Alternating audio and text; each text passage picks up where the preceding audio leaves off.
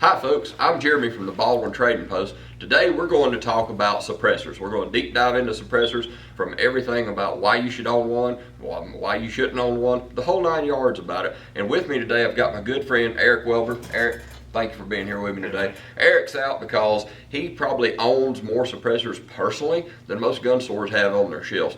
He has taught me a lot about suppressors, and I value his opinion on it. He has worked in the industry for a long time, so he's here with me, and we're going to talk about suppressors. And I've got some questions. You know, we have a large retail business, and we get asked about suppressors all the time. So this is simply to deep dive into the simplicity of it. We're just going to talk about suppressors and answer some questions that you may have. This is for people that really don't know about suppressors. Maybe you want to get into it and you just really don't know about it.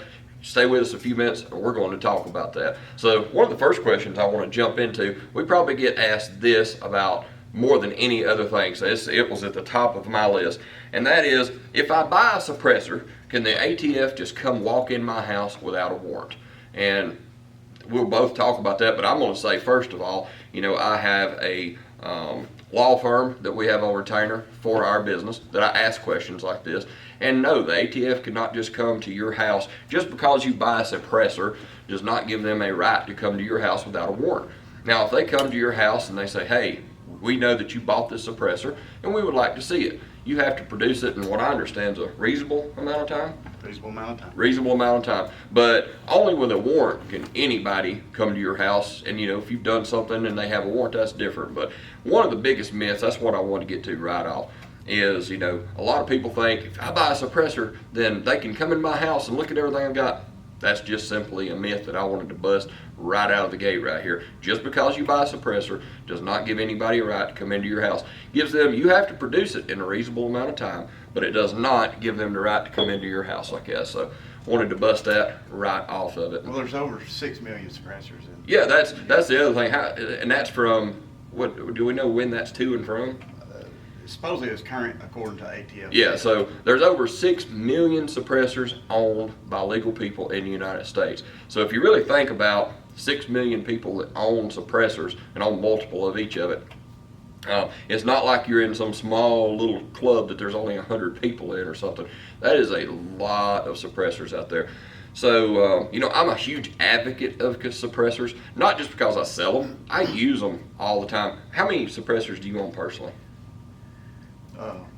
Over 20. Over 20, yes, and that's being modest.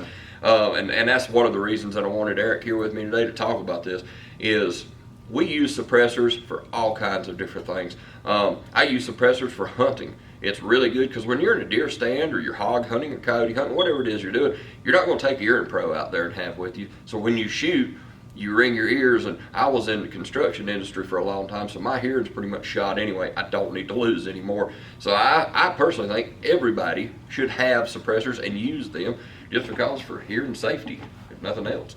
You know, that's one thing. Now, the next thing we want to get into, and I'm going to let Eric expound on this, this is his area of expertise, is when it comes to suppressors, there's a broad spectrum of what the cost of them is. There's cheap suppressors, there's mid-level, and then there's some very expensive suppressors. And Eric, I want you to kind of tell us the difference. What's the difference in a cheap $200, $300 suppressor or a $1,500 suppressor? Well, there's a lot of variables that affect that. The size, what it's made of, the research and development they put into it, how it's printed, whether it's a baffle can or 3D printed, Haynes 282. For example, this silencer code Warlock is one of the cheaper cans, but it's made for a 22 long rifle only. Sure.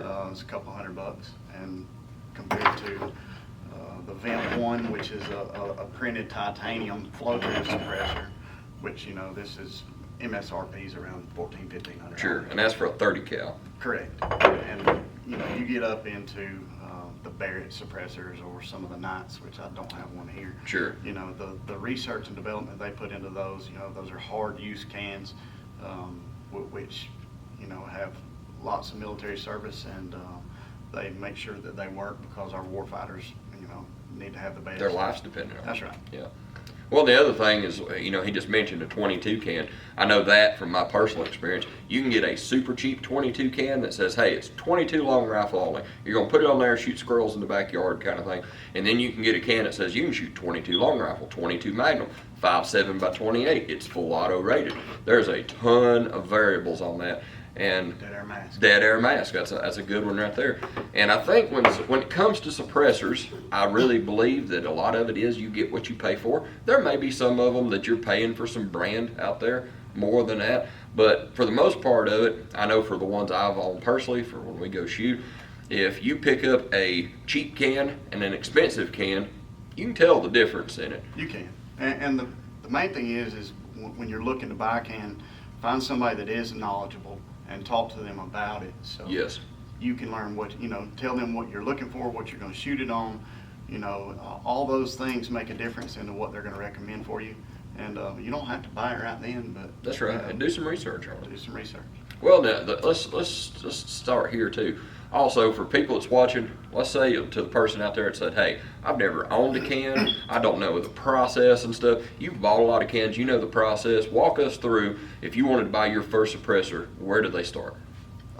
Well, at a gun store that carries suppressors. Sure. You can do that, or you can go online and look up what you're going to be putting it on, and what models there are and Sure. what's recommended. But take that with a grain of salt, because there's a lot of places will recommend their own can, Sure. or others. I mean, there's some that I have here that I wouldn't recommend to anybody. Right, and we're going to get into that in a minute, because also I'd like to take this opportunity to thank our sponsors.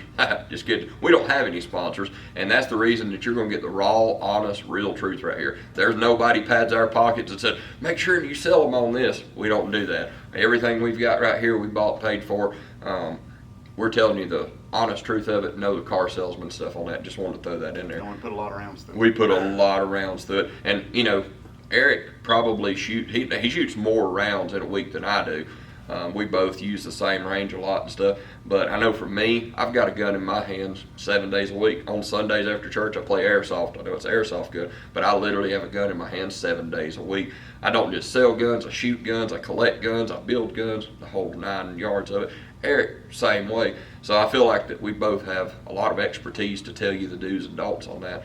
And one of the other things that I want to talk about suppressors is there's a lot of people that they'll say, wait, I want a suppressor, but it's just too much headache. So a suppressor is an NFA item. It still is. As of January 1, thanks to President Trump, we no longer have a tax stamp. You don't have to pay $200. Before January 1, you had to pay $200 per item that you had. So you don't have to do that no more. So a lot of these that we've paid $200 a piece for. Thanks to President Trump, we don't have to do that no more. So for instance, if you said, hey, I want to buy a suppressor, find your local suppressor, a store that sells suppressors.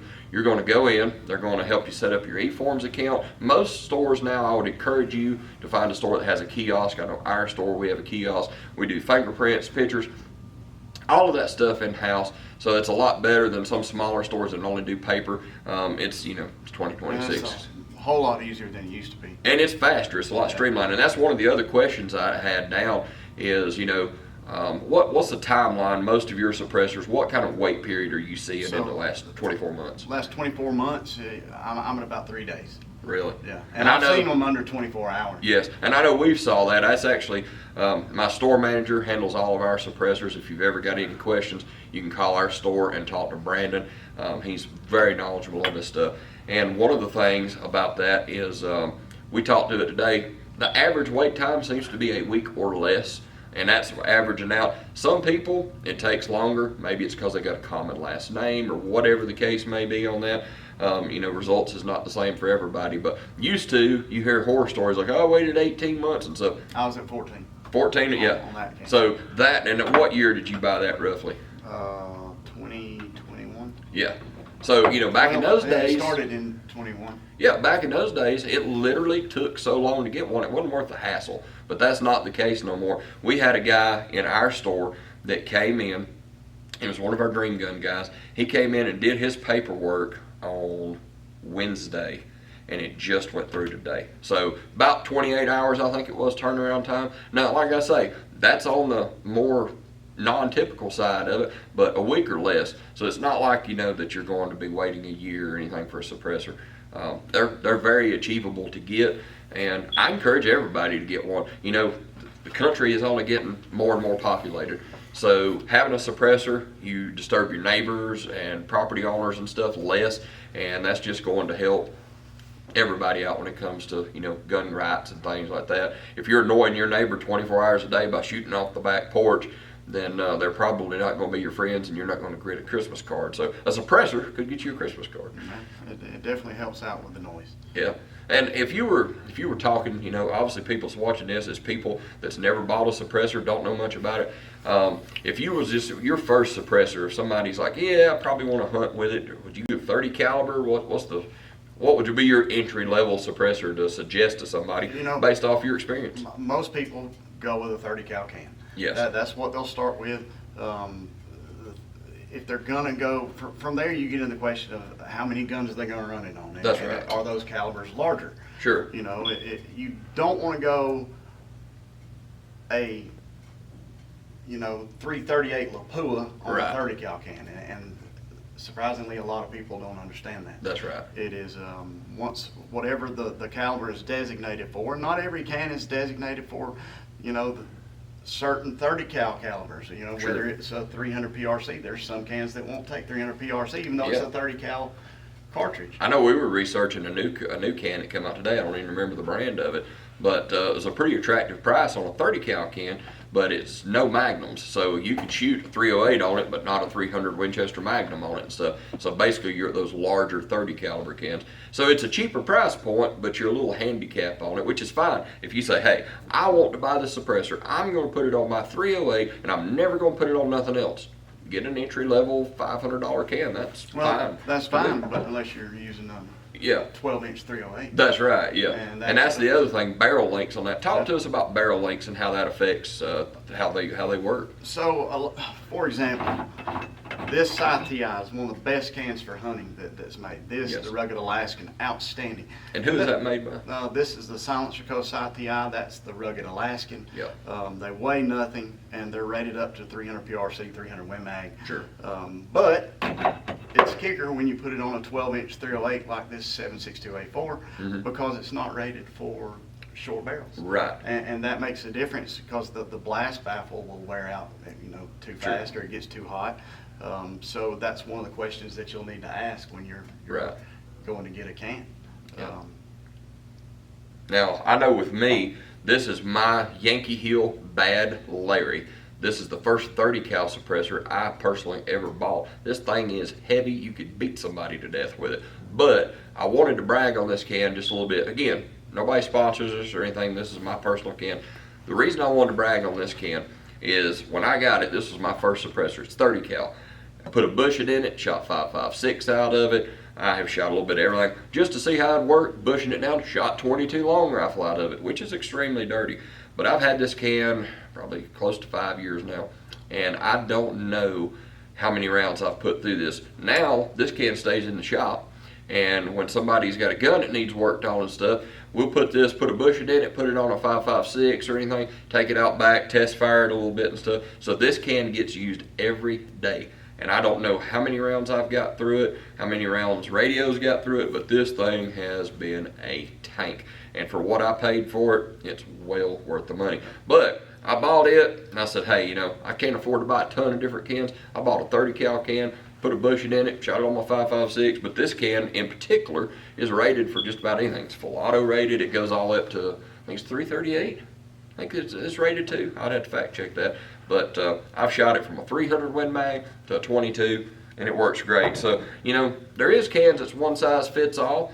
Definitely, as you can see, we get a lot of cans, but you can get a 30 cal can and say, hey, I might want to put a bushing in it and shoot my 5.56 through it. Well, and that's all things that you need to write down when you go to talk to your suppressor dealer. Yes. I personally go for now, one, less gas in the face, and two, hard use. Right. So I don't want anything that's going to be, I'm limited to what I can use it for unless it's just for a straight hunting rifle I have. your favorite, or your JL, Yes. you've loved it. This Omega 300 is probably one of the best cans ever made. Yes. I just, I agree with I that. put it on whatever I want to. And it just works. As long as it's, the right caliber, but it just runs and it's quiet, it's hard to use. I can beat it, and I treat all mine like tools, so Yeah. I don't baby any of them. As you can tell, they're all pretty beat up. Yeah. Well, and one other thing that I want to say is when you are going to go and look about suppressors, one thing that you need to know, and I'm saying this because we see it every day, is figure out what you're going to use that suppressor for. Are you a person that says, I'm going to put this suppressor on a gun and go night hunt with it, and that's the only thing I want this suppressor for, is just to go hunt with?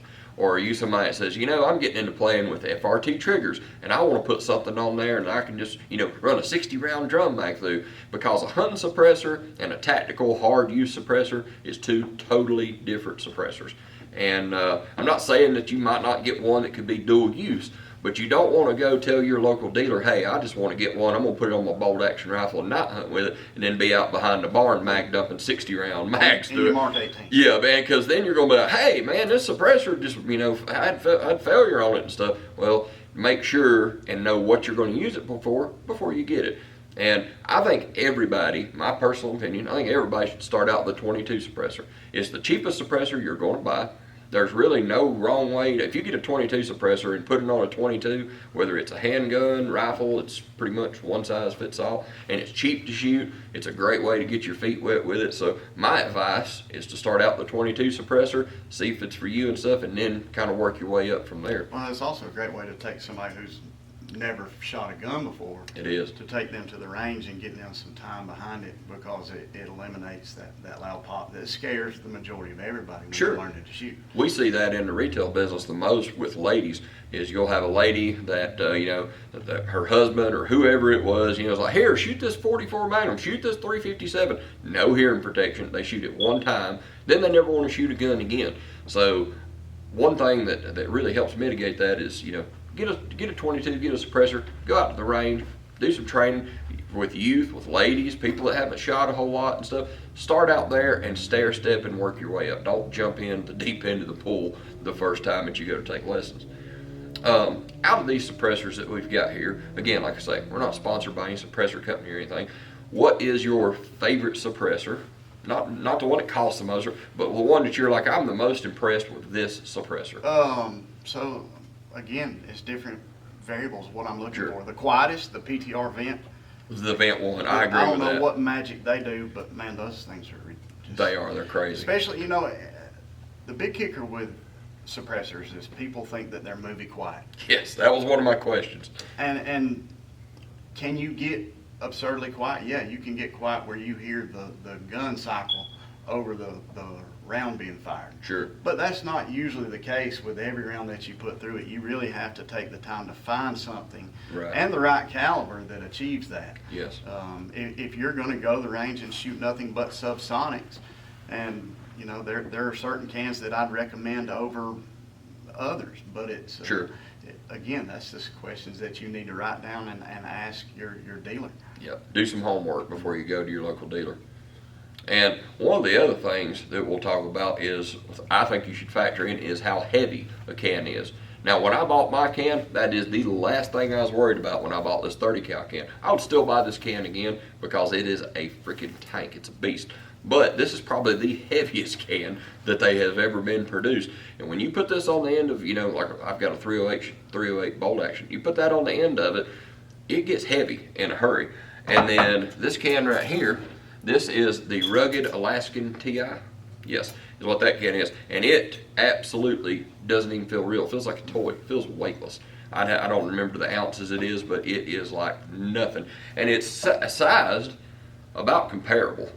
But this thing, if I was going to be walking through the woods and hunting and stuff with this, I can tell you, this is the can that I would buy just because of the weight alone. You don't think it's going to make a big difference? But trust me, it makes a bigger difference than you think it does.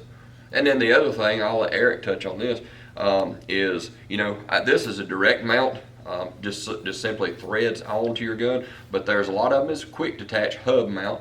And how many different types of hub mounts is there?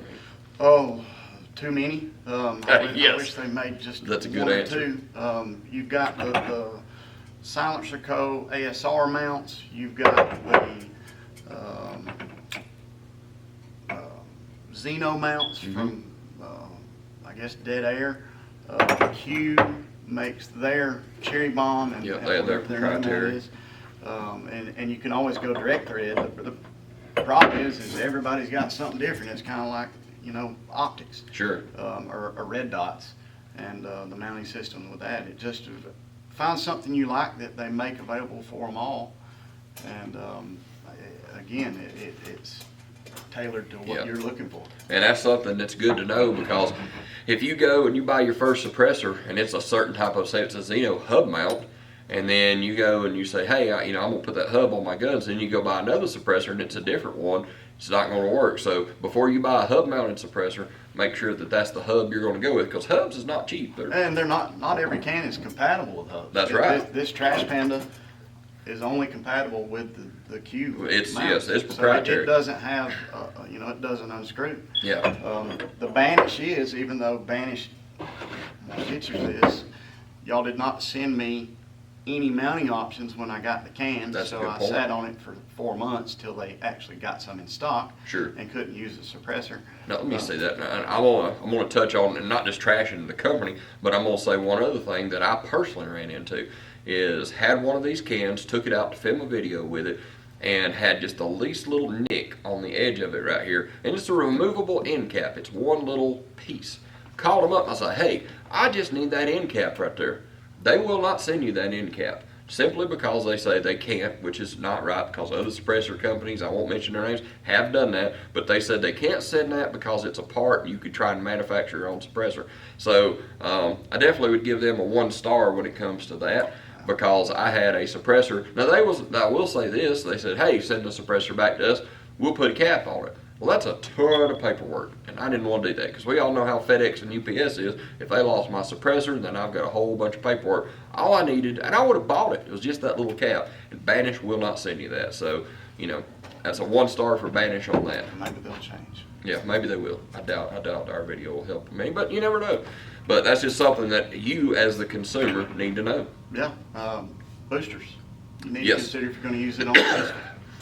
That changes a lot. Yes. Because it gets really confusing for people who aren't familiar with cans to Sure. know that what gun you're using is going to need a booster. Because Right. not all pistols require boosters. Right. The majority do, but there's some that don't. But And that's So what he's talking about there is with a handgun, a pistol handgun, is you go to the store and you get a Glock 19X that's threaded, and you're like, wow, I'm going to put my suppressor on this. And then you get home, you spin your suppressor on it and shoots, and it's a single shot. What that is there's a booster, a piston, and a spring pretty much that goes inside that suppressor that allows it to fire on a handgun. If you don't have that, you thread it on that handgun, it's going to shoot one time, but you've got a single shot. It's not going to work. So that's another thing. Make sure if you're going to put it on a handgun, and you need to tell the people at the gun store that, because if you say, hey, 9mm, they make 9mm carbines, and you get home with it, and you're like, hey, I just got my suppressor out of ATF jail, and now I can't use it because I don't have a booster kit. So that's a great point. Some of the other things that we'll talk about on this is with suppressors. Once you buy one of the questions that we get asked is people say, hey, if I buy the suppressor and I don't like it or I don't use it as much, can I get rid of it? Because it is an NFA item. What I tell people on that, and we'll talk with Eric about it a little more, it's like a wedding ring. When you get one, just go ahead and make it up in your mind, I've got it forever. That's a simple way. There is a way that you can sell it and get rid of it and stuff, but it is a ton of headache and hassle. So make sure it's what you want to do before you do it, because if you buy it and then you go back to the gun store a week later and like, hey, I didn't really like this, you're going to be hugely disappointed. once you get it, you consider it yours. Now that's probably going to get better. Yes. You're seeing companies now starting buyback programs. Right. And again, it's not impossible. It's not just more impossible. paperwork, but there's a lot of places that just won't do that. Yeah, well, and also, this can, what is that, like $1,200, $1,300? Yeah. Somewhere around there. So if you go and pay $1,200, $1,300 for this can, and you go shoot it a half dozen times, and you walk back in a week later, you're not going to get a third of that probably back for it, because nobody buys used suppressors. So, and it's a lot of headache to go through. So that's the other thing to think about before you buy it. Make sure that's what you want, because you're going to be sorely disappointed if you get it and say, you know, this ain't all I thought it was. I want to get rid of it. Flow-through cams. That's another thing to talk about. You explain to them the benefit of a flow-through and why you would want a flow-through cam. The main thing for me for flow-through cams is getting less gas back in my face. As much as I shoot, I want less harmful chemicals and irritants blowing back on me as possible. Flow-through also helps eliminate the back pressure on the can. So mainly I use mine on gas guns, so the cyclic rate doesn't speed up and end up causing more harm faster to your firearm. There's a trade-off with that. It just depends, again, what you're looking for. That's right. I don't think that less gas in your face is a bad thing, because if you shoot enough, you're going to find some in certain loads that will choke you out. Yes. And some of it smells pretty bad. It does, and it also helps with gas settings.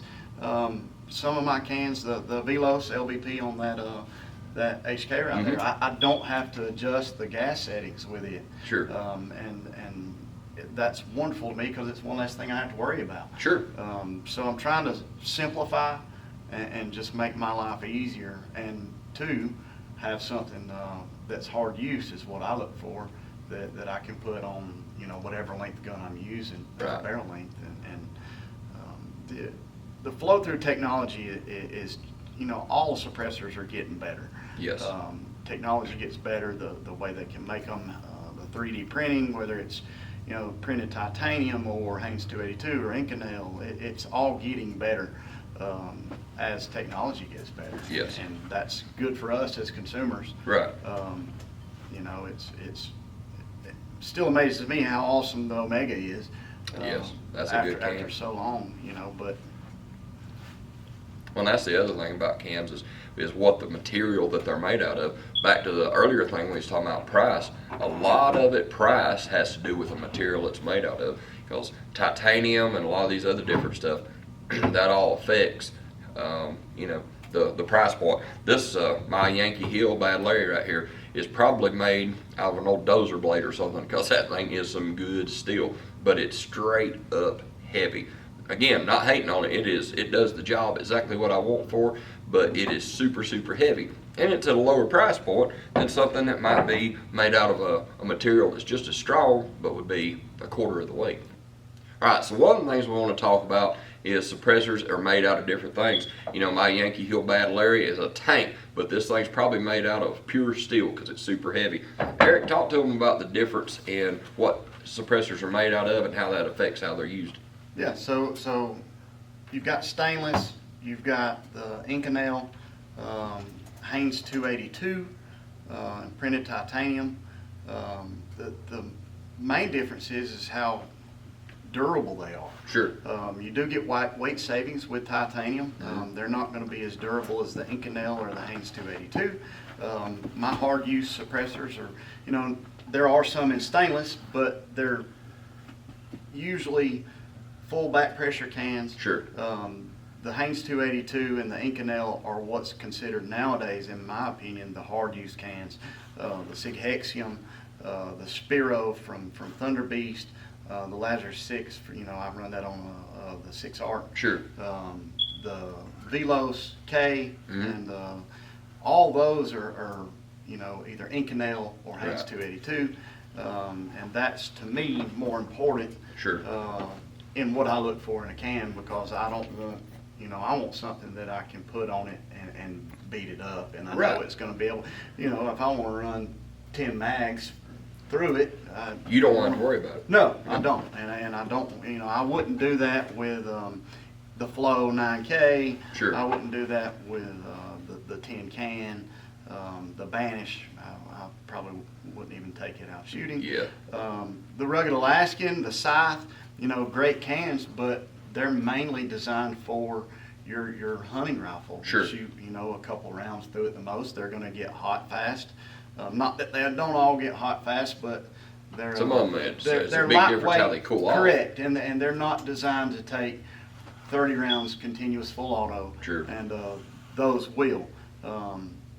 it's just, again, one of Again, those questions that you need to that write gets down. back to, are you going to hunt with it and shoot it 3 times a night? Or are you going to mag dump some full auto stuff, FRT stuff through it? So you have to know what you're going to want to do with it. One of the other things, a question we get asked a ton, and it's a great question, and we want to cover it right here, is ammo. Do I have to shoot subsonic ammo? Why would I want to shoot subsonic ammo? Do I have to use a special type of ammo? So Eric, you can explain that way better than I can. So to let y'all know, I reload. Because I shoot so much, it was cheaper at the time for me to get into reloading, and plus I love it. It's how I, relieve some stress other than going to the range. Sure.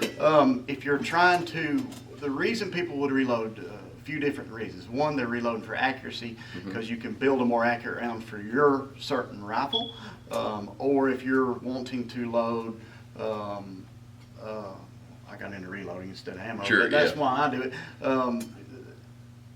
Subsonic rounds. Right. Which that's one reason people buy cans. A lot of them, they're going to the store because they want to be quiet. Now, when you say a subsonic round, so if I've got a regular 308 round that's 2,400 feet per second or whatever it is, what does a subsonic round mean? Subsonic is under the speed of sound, and what I look for is usually under 1,100 feet per second. So it just has less powder in it. Typically, yes. Okay. So the main thing is there's some variables that affect sound, whether it's, the density of the air, how high you are above sea level. Right. But mainly if you're running 1050, Sure. that's a pretty common speed that you're going to be below the speed of sound. Most your CCI standard velocities are 1050. Right. Your 308 or 300 blackout subs are Sure. around 1,000 to 1,050 feet per second. If you're trying to be extra quiet, which is what everybody who That's what everybody wants to since the achieve. beginning of suppressors, they see the 45 ACP on TV and the guy's screwing the silencer on and he takes the shot and it sounds like a pin drop, you don't hear it, Yeah. which that's never the case, but you can get, ridiculously quiet with Yes. these. It's, a 308 bolt gun running suppressed ammo, it can be done Super quiet. Just- We've had a lot of viral videos off of shooting subsonics through a 16, 18-inch barrel bolt action, and people's like, you're only loading primers and stuff like that, and you just take ammo out of the box, put it in there. But a lot of it is a bolt action is always going to be quieter than semi-automatic because you don't have that action working and all that stuff. So if you want your maximum quiet shot, bolt action for the win, or lever action or anything that's not semi-automatic platform, always going to do that. But I know with my personal experience, you can take a subsonic round and shoot, and it's like you're like, dang, that was quiet. But if you were going to shoot a deer at 400 yards, go ahead and put you a supersonic in there. That's a total different application. But if you're wanting TV quiet, subsonic rounds is where it's going to be. You're just losing some kinetic energy and some distance at your effective range. And most of the hunting calibers that you put a suppressor on, it's more like a cracking a whip. Sure. 300 yards downrange. That's right. It's nowhere near like what you'd hear, straight barrel out of the rifle, which has caused hearing loss and damage to Yes. tons of people I know. I mean, I myself have problems with hearing because Same here. being in the military, I shot so many rounds without Sure. proper ear pro, or on my own. You Yeah. do dumb stuff and you just When you're a kid, you don't yeah. know. Even Even as an adult, well, I was going to say kid, but yeah. But that's why I like to keep cans on all my guns. And it too, if you're ever enclosed and you're going to run one of those, Lord help we ever have to. Sure. But some people do that for a living, and you want to save your hearing, and it's what it's designed for. They shouldn't have tax stamps. I don't Right. understand why they. Which thankfully you don't have to pay that tax stamp no more, but You I still don't know fill out for it. recently there was a person that was by here that is high up in politics, and we were having that discussion. I think you were here that day, and he said that he thinks that they're going to be took off the NFA registry very quickly, which they should be. At the time of making this video, they're not, but I think they should be, and hopefully they will, which simply means that you'd be able to walk into a store and buy a suppressor like you would a gun or something without having to do the fingerprints in the picture and that kind of stuff. So hopefully that'll happen, but again, I'm glad we brought up that point because I know me personally, for years, I waited and like, they're going to take them off the NFA, I'm going to wait to buy one. I wish 15, 20 years ago I would have bought suppressors. I have enjoyed shooting with suppressors more than anything else. I shoot with suppressors probably 4 days a week at least, just because it's so much fun. I don't have to worry about hearing protection. It's just you put it on and plink and play, and it just brings out the inner kid in you when you do. So I think everybody should have a suppressor. Me personally, that's just my 2 cents on it. And again, we're not just trying to sell them to you, just trying to tell you that I think if you used one, you'd be like, oh, I should have had this a long time ago. So, yeah, we've covered a lot of stuff here today. I know we've threw a lot of information at you, but in short and in closing, the main thing that I wanted to make this video about is most people, when they think of a suppressor, they're like, oh God, a suppressor. That's one of those things that you have to give up all your rights to, and they can just come in your house anytime they want to, and they cost a ton of money and that stuff. There is a lot of mess out there about it, and in short, if you are looking to get into a suppressor, do your research, figure out what gun you're going to put it on. If you don't have a gun, most all your gun stores now have threaded guns in there. Gunsmiths can thread the guns that you already have, and figure out what you want to do with it. Go get you a suppressor, start using it, and you're going to be like, I should have done this years ago. It's not that big a deal. It's not like you're signing away your life or signing away your rights. You're just simply getting something that you're going to use, and it's going to provoke you to shoot more because it's just so much fun. So, yeah, I hope we've answered a lot of questions about it. Eric, thank you so much for coming out here today and helping me do this video and bringing some awesome, not only suppressors, but awesome guns too. Just real quickly before we go, tell them about that one over there on the end. That is a really cool gun. This is the Genesis Arms Gen 12 Tiger Stripe Edition with their the proprietary suppressor. It is a short-barreled shotgun. One of the most devastating firearms I've ever owned, and blast to shoot.